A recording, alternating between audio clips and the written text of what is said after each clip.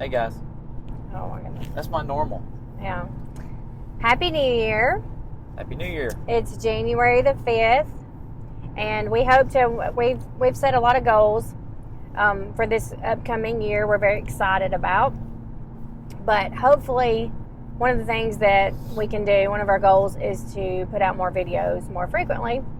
So we definitely want to do that. But it's the 5th of January. We hope everyone's having a great year so far. And we did something different this year. We started our New Year, which is, everybody has the eating better, healthy way of living that they start on January 1st. We actually started that December 26th, right? Yeah, not 25th. The day after Christmas, we decided we were just sick of it all and sick of feeling bad, and we were like, we're starting this a week early. Because we know what it's like to not eat all the stuff, and we started our keto diet. Yeah, we're keto people. And we're actually doing it better, I think, more strict than we've ever done it. Yeah, before. we usually do dirty keto. This time we're doing keto. No, we're actually like doing straight keto, and I feel better already. It's almost been 2 weeks, so we're doing that, and we just have a lot of good ideas and a lot of things that we want to do this coming year, and we hope you do too. And we're not trying to promote keto for you. We're just telling you that keto works for us. It's better for me and my body type and what I've got going on.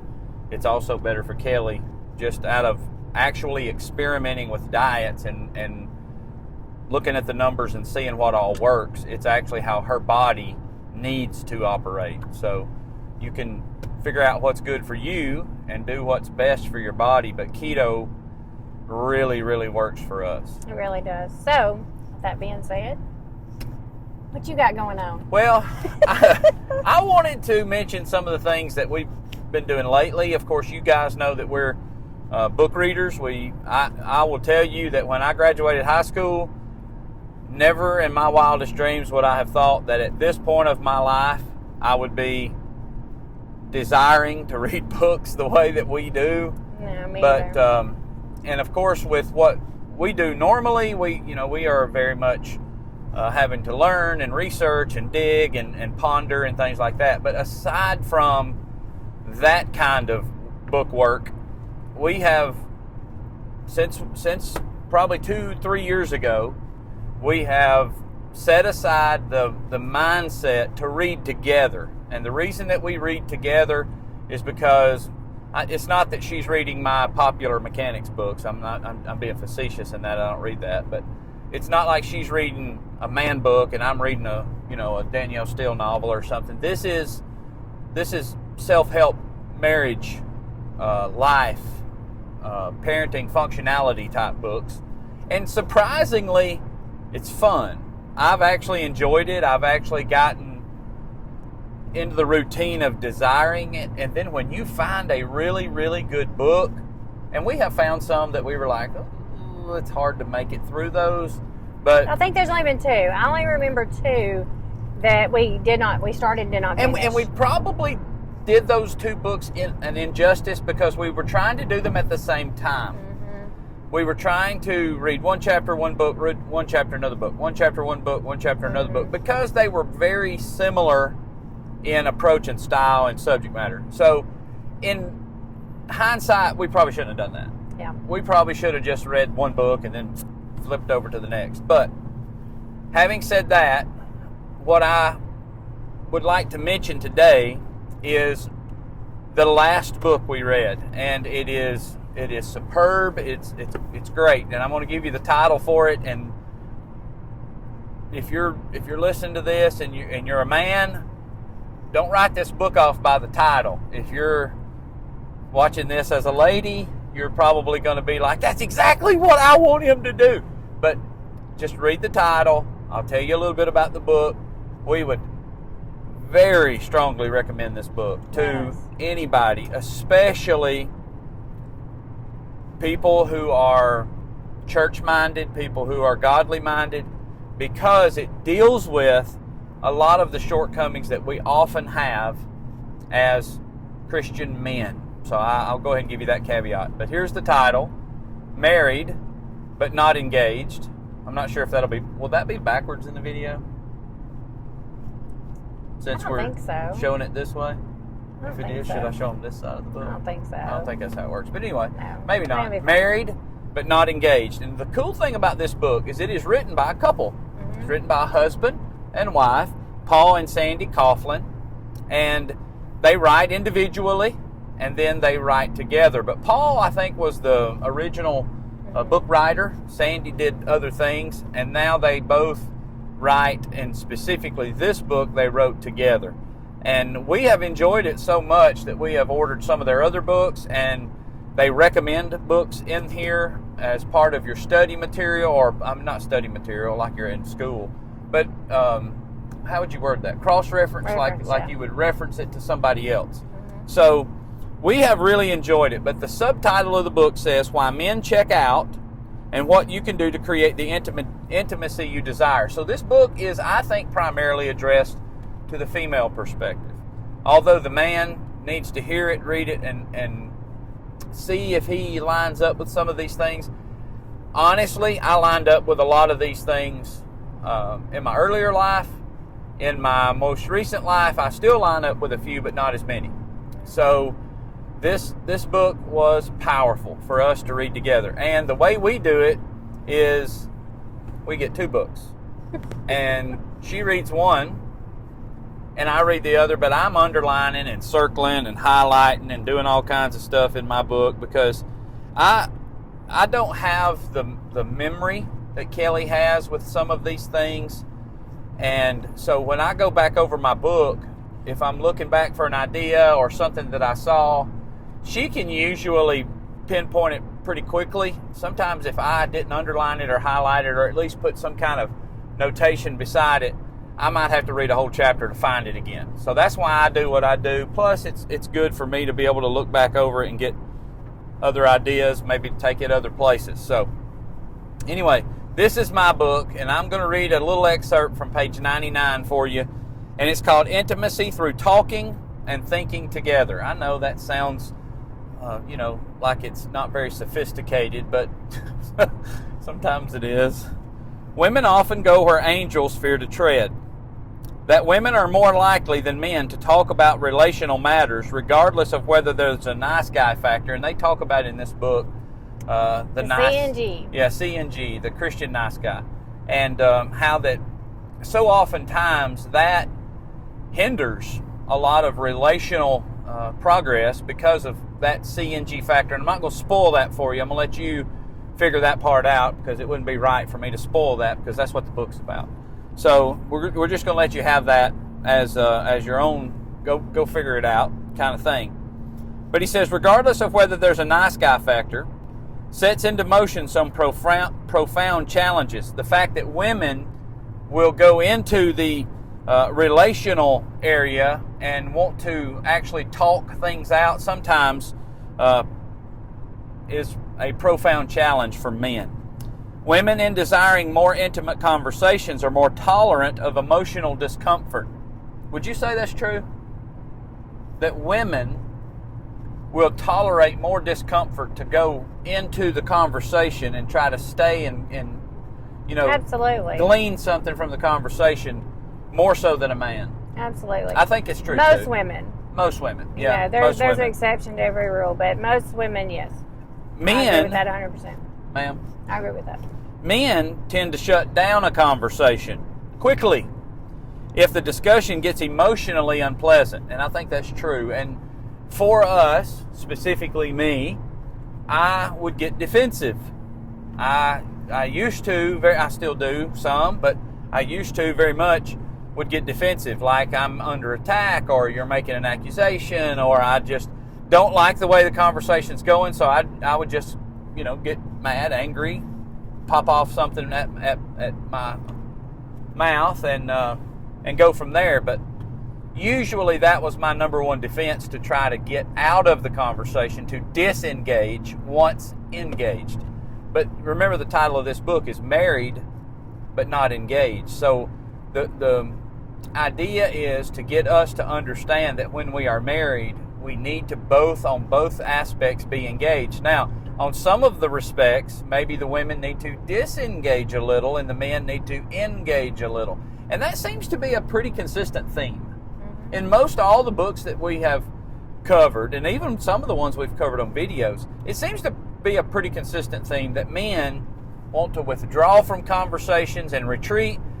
Women want to blow the bugle and charge ahead. And that's usually not a good scenario. When the man's retreating and the woman is charging, it's going to turn into a fight. It's going to turn into a disagreement or to more allegations, however you want to bring about those type thoughts. But he says, though experts debate the reasons, some contend that it may have to do with his ability to get forceful when angry. Because generally speaking, men are a little easier to get angry.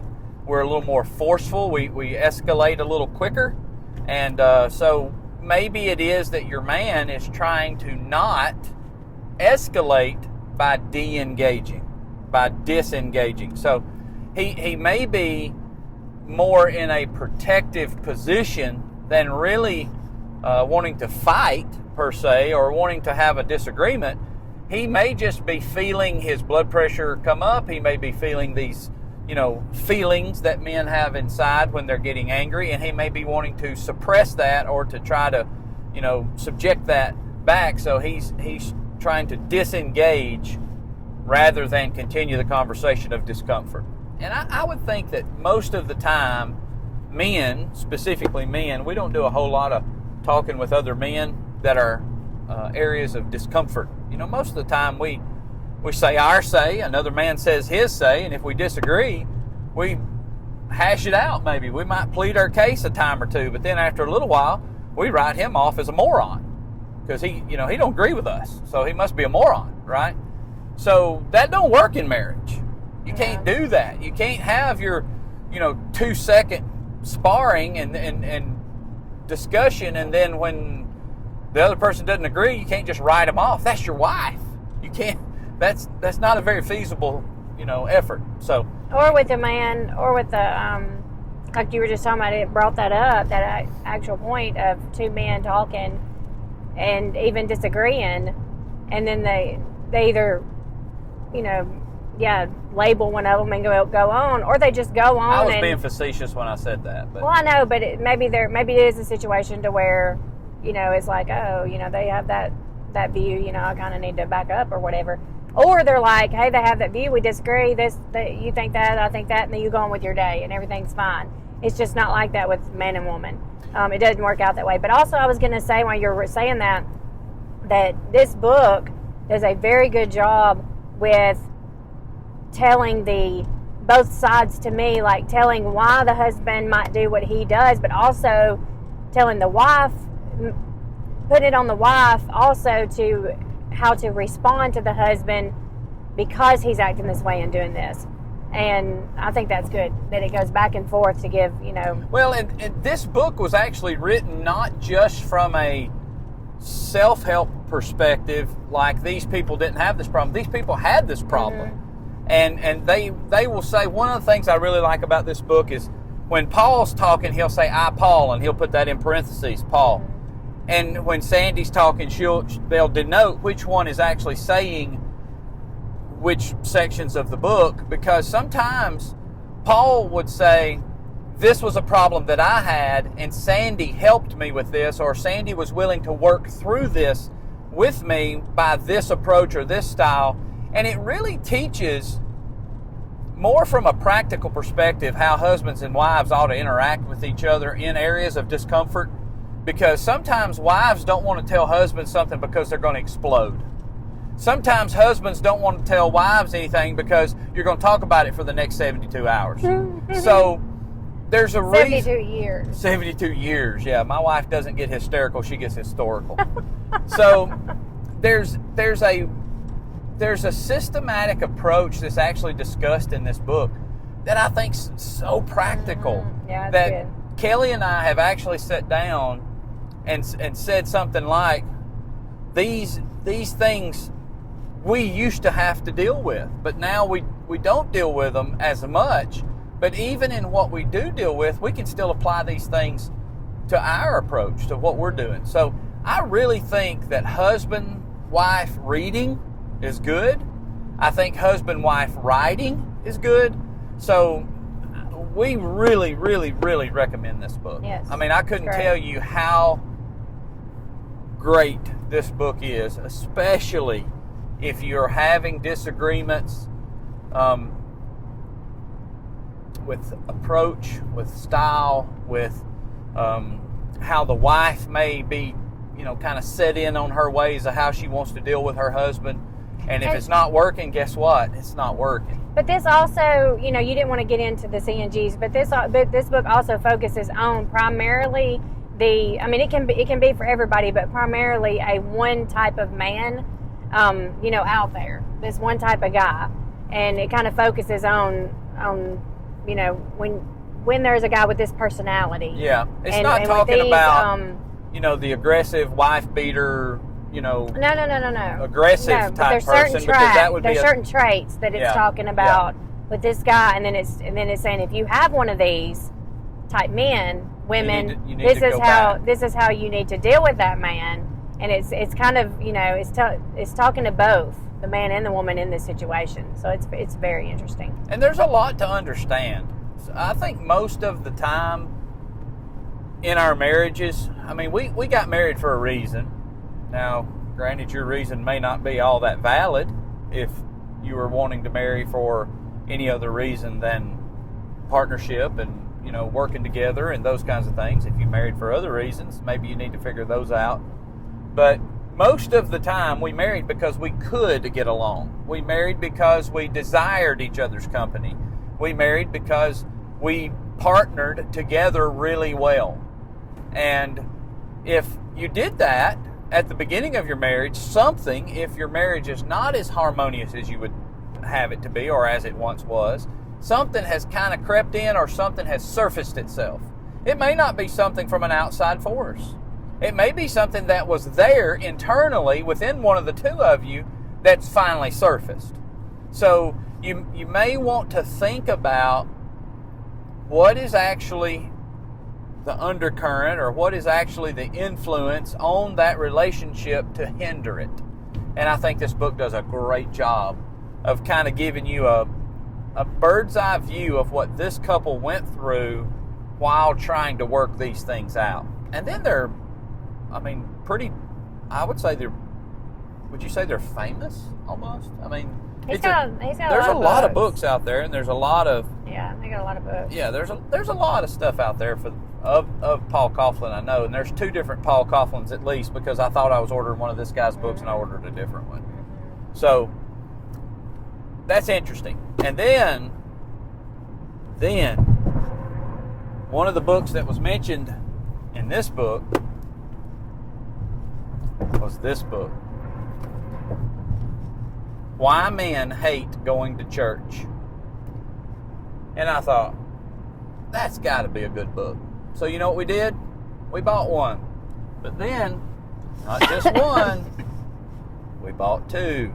So we're going to read this book next. And I don't know how good it's going to be as far as like a couple read, but I think it's going to be really, really good from understanding the man's point of view about a number of things. And then one of the things that's interesting to me is why men hate going to church. Not just the perspective of men, but the perspective of why men hate going to church. So we'll give you a little update on this book too when we get done with it. But anything else you want to say about that particular book, since I guess the whole video was on the book?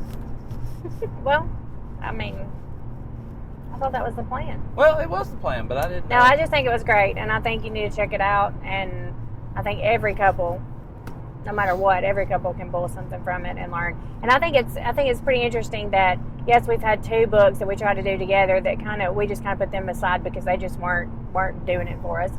But we, in your office, that you have tons of books, like marriage books and, just practical books like this. And we have no rhyme or reason. We just kind of just go and find one and pull it out. And that one has been in that. It's been in the It's bookcase been in there forever. For 3 years. And we have not touched it because The I was gonna title use the is title. not. The title is.